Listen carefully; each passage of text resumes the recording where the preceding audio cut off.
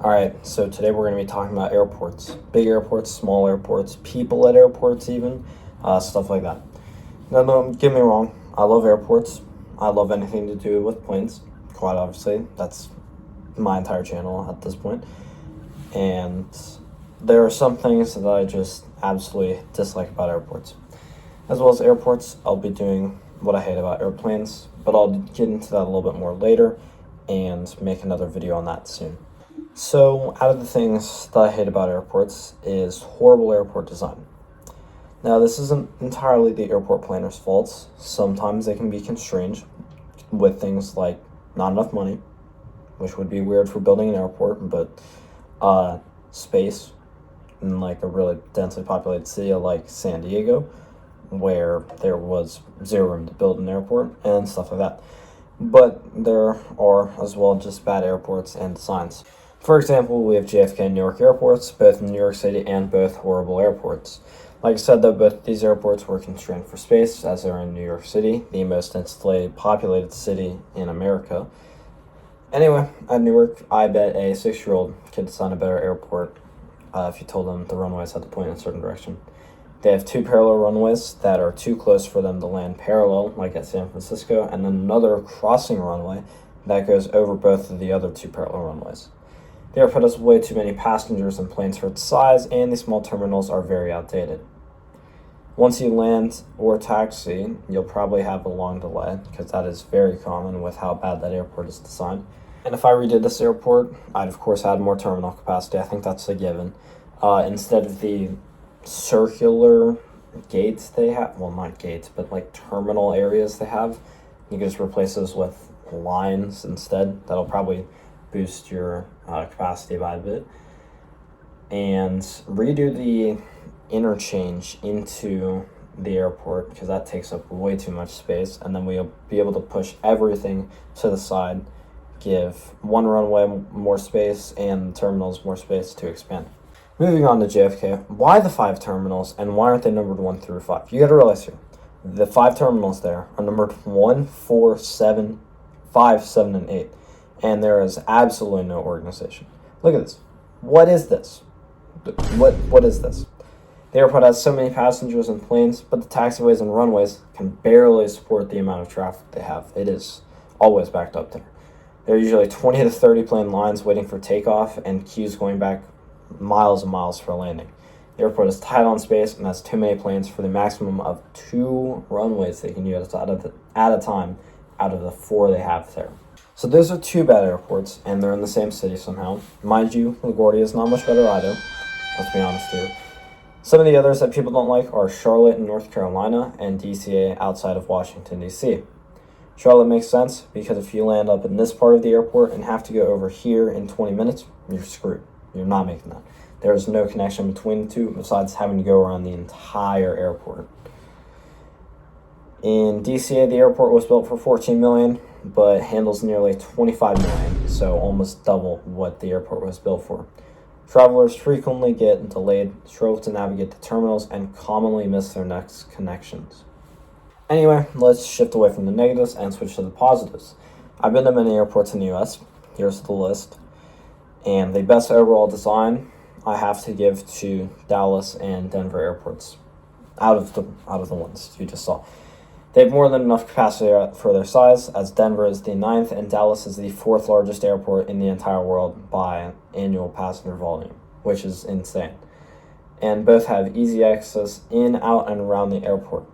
Dallas has 5 usable terminals, all connected by a train called Skylink, which makes it very easy to move around from terminal to terminal. And the terminals are the perfect size. They're not too big, they're not too small. They aren't too small where people are getting cramped in, but they aren't too big where it is a long walk from one end to the other. In fact, just last Halloween, me and my dad connected through Dallas to get home, and in an hour and a half, we got lunch, hit all 5 terminals just to look around, because why not, got coffee, and then got back to our gate with like 10 minutes to spare. On to Denver Airport, the design is amazing. The airport looks really cool with the one canopy on the main terminal resembling the outline of the Rocky Mountains. The airport has 3 long terminals, which can be difficult because they are very long. but they have good amounts of moving walkways to shorten the travel time between each one. And then another one I like is CVG in Northern Kentucky, my local airport, so you know I'm going to glaze it, because of course I will. The airport only has 2 terminals, but they're good sized and look very cool on the inside. I'll show a couple pictures up here. You walk through security and either walk or take a quick train ride to either of the terminals, which is really nice. That makes it really short, but the walk's not short anyway. The Terminal B is large and has a cool area that you instantly walk into. All of the food you need and the views of the runways and planes taking off and landing, as well as statues of prehistoric animals around the area, which is pretty cool. Got my selfie next to one. The passenger volumes are pretty low and there's almost never delays for flight, with the airport operations being very smooth. So that was a lot of yap, but we're going to move on to our next topic now. People in airports. This is going to be a fun one. This is going to be a pretty short section, as another section I'll make about people on planes will be in the next video I'll make about this, but that'll come out soon. Anyway, people tweaking out over the laser cancellations, overbooking, which is annoying, I'll say that. People being arrested in airports, yes, that happens more than you'd think, and more and more and more. Not to mention people not knowing how to act like an airport isn't a public space. We're just going to go through a couple more clips just to drive that point home. New holiday, and right now you can save £50 per person. That's £200. The fact that they're chasing her through this. Oh no. We've got millions of free Oh no. I've never met someone so determined to hop onto Spirit Airlines. Slip says, that airport aesthetic. Do you know what's worse than peak consumerism? Peak consumerism at an airport. Bro, I'm not trying to pay like $8 for a half pint of ice cream. And do you really need to shop for makeup at a 50% markup? Sephora is already expensive as it is.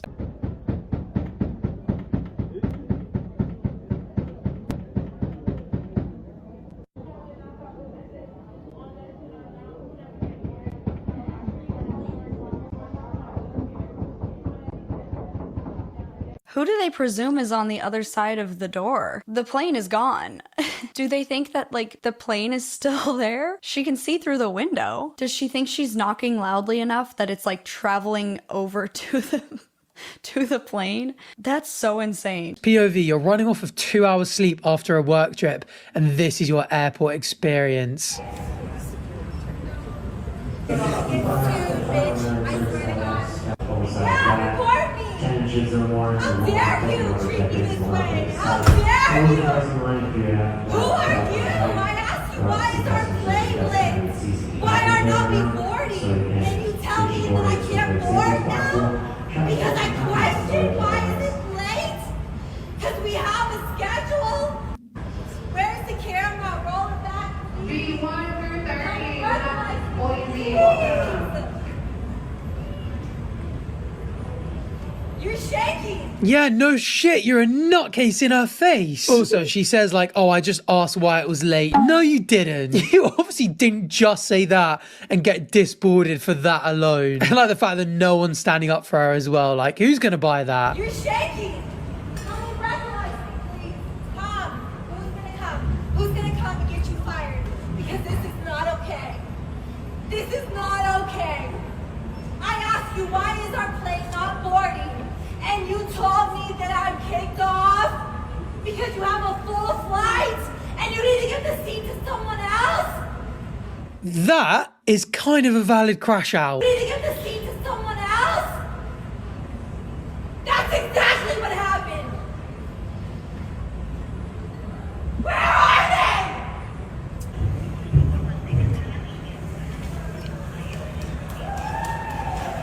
they? Alright, that's the end of the video. If there's anything you guys think I missed, just put that in the comments below. Subscribe, like, and I'll see you guys later.